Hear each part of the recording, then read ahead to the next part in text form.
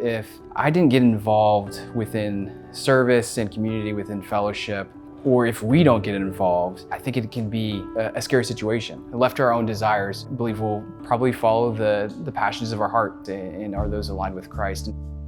I grew up in the Dallas, Texas area. I grew up in just an amazing family. Was definitely blessed there to grow up in a loving, caring, two-parent home. Since a very early stage, just Christ was implemented within.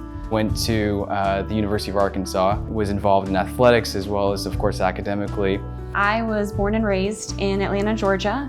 I also grew up in a Christian household, had the blessing of that. I also came to know Christ at a young age. I was about 6 years old when I accepted Jesus and made the decision to get baptized when I was in middle school, and then continued my faith journey throughout high school and into college, where I also did athletics at the University of Arkansas. We didn't know each other yet. And then after I graduated and stayed in the area, I moved up to Bentonville and got involved with fellowship.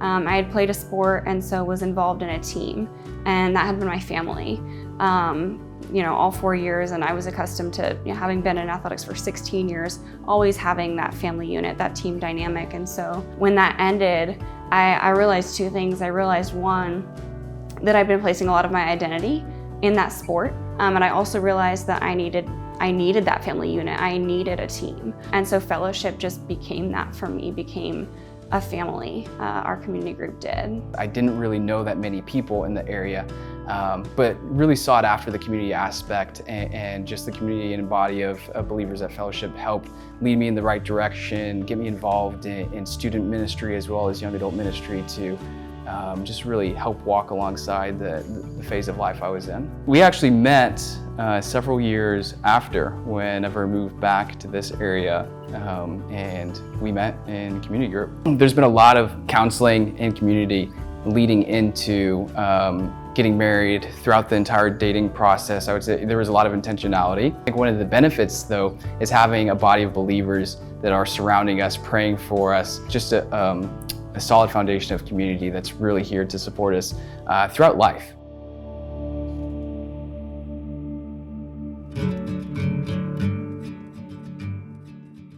I wanted to surround myself with a community of women that have been through those stages of life and have lived those things and could be able to pour into me and give Christ-like advice. I sought out some ladies in the church who were a little bit older and wanted to study the Bible together, and we get together and do DBS and just share life together. I really needed those mentors and those discipleship leaders to kind of help me grow in my faith, and through their investment, it's led me to get involved in leading a cell group where I can pour into girls who are going through some of the same things that I went through in high school, and be that voice that I maybe didn't have at that stage in life.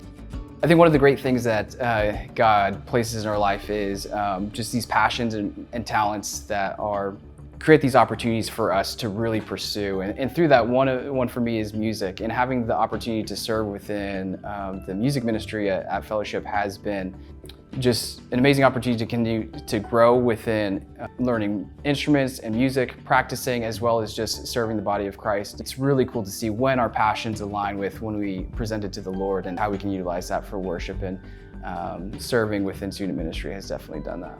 Now that we're married and have entered into a new community group, we've now transitioned into a multi-generational community group, which I think is very suiting for just the stage of life that we're going into, and we get to spend time with singles and with families as well who have younger kids.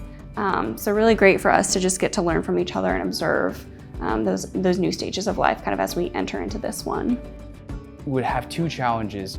Take that scary step, maybe, and talk to someone, ask about community. Also reach out and make sure that we're not just walking past people, that we're smiling, saying hello, asking people for their names to make those situations more inviting. There's just an amazing opportunity for us as the body of Christ, as well as Fellowship, to serve non-believers, to serve believers well, and just be the light.